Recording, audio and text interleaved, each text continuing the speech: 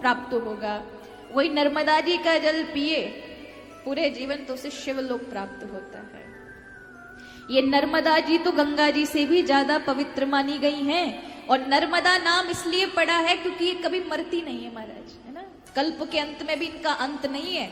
मार्कंडे ऋषि ही इस धरा पर ऐसे संत हैं जिन्होंने कई कल्पों तक, और अभी भी वह अमर हैं, उनकी मृत्यु नहीं हुई। उन्होंने सारी नदियों में सिर्फ और सिर्फ नर्मदा को ही अपनी आंखों से हर कल्प में देखा है।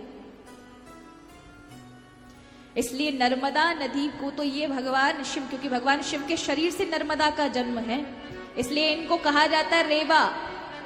भगवान की जटा के अग्रभाग में रहने के कारण जटा संकरी भी कहा जाता है, और दक्षिण वाहिनी गंगा भी कहा जाता है इन्हीं नर्मदा मैया को।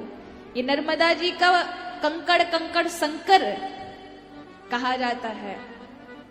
सारे शिवलिंग की प्रतिष्ठा करनी पड़ती है, लेकिन नर्मदा जी के कंकड़ में जो शंकर हैं, जहां से नर्मदा जी बह रही है उस कंकड़ को उठा लिया जाए तो वो शंकर बन जाते हैं।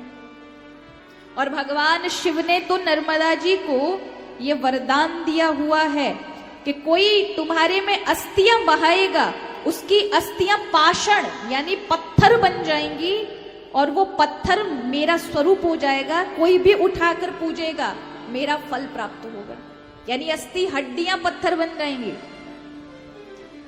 तब वारिगतम चास्ति शिला रूपम भविष्यति, भगवान शिव कह रहे हैं